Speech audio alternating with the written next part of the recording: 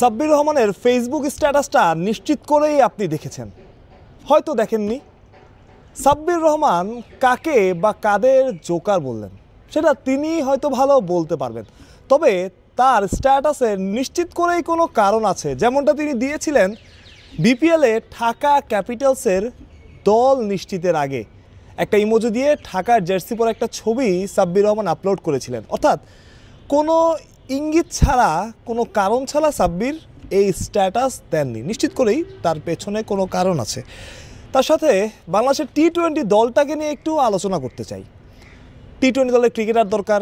শামীম পাটোয়ারিকে আপনারা বাদ দিয়েছেন, সেখানে মাহিদুল অঙ্কনকে নিয়েছেন। অঙ্কন গেল বিপিএলে খুবই ভালো খেলেছে, ইভেন বিপিএলের আগে যত ডোমেস্টিক টুর্নামেন্ট হয়েছে অঙ্কন সেখানে পারফর্ম করেছে, এটা নিয়ে কোনো সন্দেহ নাই। কিন্তু আমার প্রশ্নটা হচ্ছে, যখন অঙ্কন ফর্মে ছিল তখন আপনারা কেন তাকে খেলালেন না? এখন হয়তো যুক্তি হতে পারে যে মিডল অর্ডারে এমন একজন ব্যাটসম্যান দরকার যিনি ধরে খেলতে পারেন। হ্যাঁ, সেটা অঙ্কন পারেন, কিন্তু যখন তিনি ফর্মে ছিলেন তখন তাকে কেন খেলানো হলো না সুযোগ থাকার পরেও? অথচ এমন একটা সময় অঙ্কনকে দলে নেওয়া হলো যখন তিনি আনফর্চুনেটলি ফর্মে নাই। একটা প্লেয়ার বা একটা ক্রিকেটার যখন ফর্মে না থাকে তখন তার জন্য ডোমেস্টিকে পারফর্ম করাই কঠিন হয়ে যায়, সেখানে তো ইন্টারন্যাশনাল ক্রিকেট। সেখানে আপনি চাইলে সাব্বির রহমানকে নিতেই পারতেন, সাব্বির রহমানকে সেখানে নেওয়াই যেত।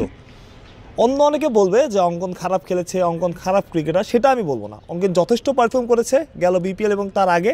তখন যদি অঙ্কনকে নেওয়া হতো দলে সেটা যুক্তিযুক্ত হতো, কিন্তু এখন যেখানে একজন ক্রিকেটার ফর্মে, এটা তার উপর চাপ তৈরি করবে। কালকে রাতে ছেলেটা ফিরেছে কাতার থেকে, সকালে চট্টগ্রামের বিমান ধরেছে। আপনি চাইলে কি, যে প্লেয়ারটাকে নিয়ে এত আলোচনা হচ্ছে, আপনি চাইলে কি সাব্বির রহমানকে একটা সুযোগ দিতে পারতেন না? সাব্বির রহমানকে কি একটা সুযোগ দেওয়া যেত না আয়ারল্যান্ড সিরিজে? হ্যাঁ, যদি আয়ারল্যান্ড সিরিজে তিনি ফেল করতেন তাহলে আপনি তাকে বাদ দিয়ে দিতেন, কোনো সমস্যা নেই।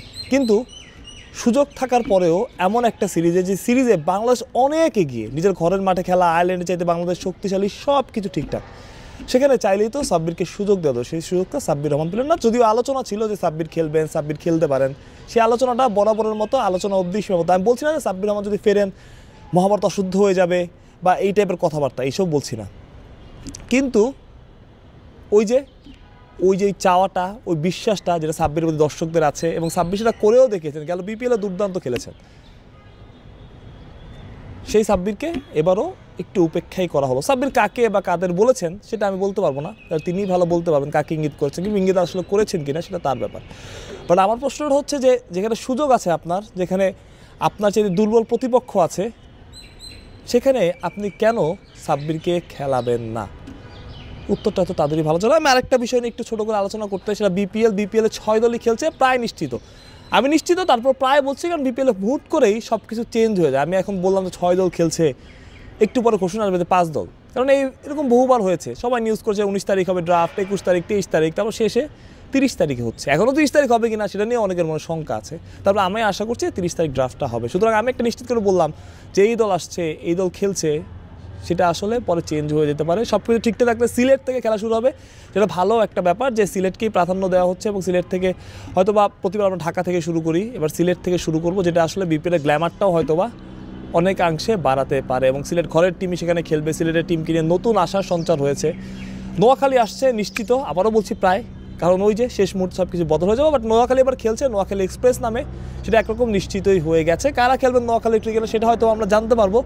তবে এতটুকু বলতে পারি যে ভালো ক্রিকেটারের দিকেই নজর রাখছে নোয়াখালী এক্সপ্রেস দলটা, যেটা নোয়াখালীবাসীর জন্য ভালো।